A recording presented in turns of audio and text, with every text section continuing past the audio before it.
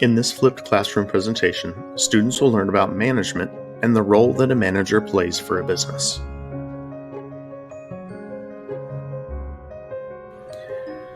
Management can be defined as the process of accomplishing goals through the use of people and resources. In other words, managers make things happen. Managers need to be planners. Planning involves analyzing information, setting goals, and making decisions about what needs to be done.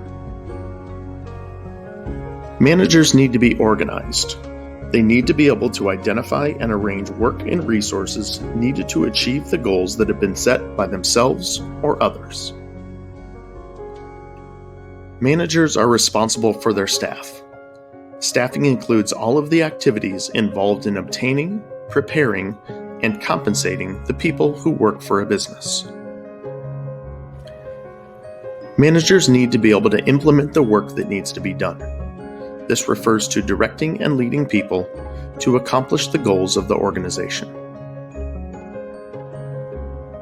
Managers need to be in control, but in this context, controlling determines to what extent the business is accomplishing the goals that it set out to reach. The management of a business can typically be broken into 3 levels. For our purposes, we'll use the analogy of a pyramid.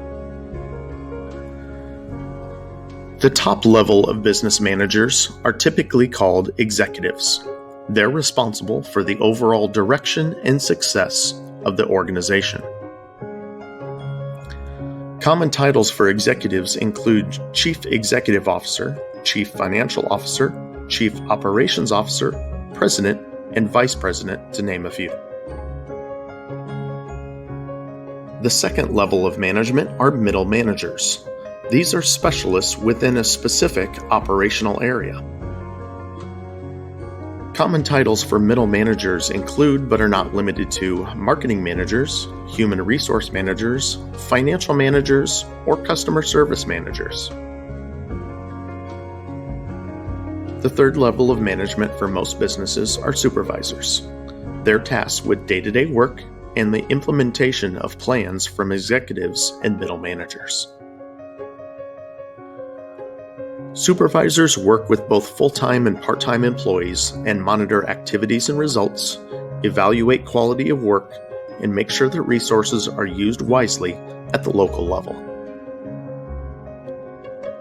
In addition to traditional managers, many businesses utilize unofficial managers or individuals with experience or that happen to be group leaders. These individuals provide valuable insight and are often less intimidating to new employees.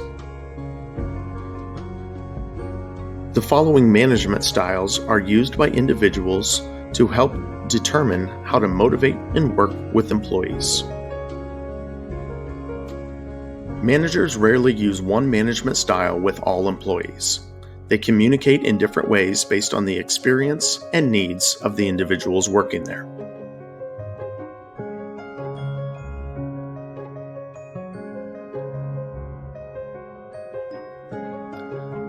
Tactical management is directive and controlling in nature and is great for providing instructions. It's especially effective in crisis situations with new or inexperienced employees, part-time employees, or workers who are unmotivated.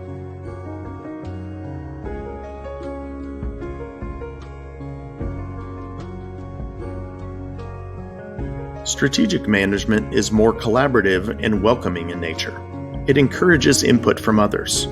It's especially effective with experienced and motivated workers, with employees who like what they do, and is great for improving morale and relations between one another. As previously stated, few managers are able to use one management style alone. With workplaces today having a mix of new and veteran employees and workers with different learning styles, a mixed management strategy is most successful for most managers.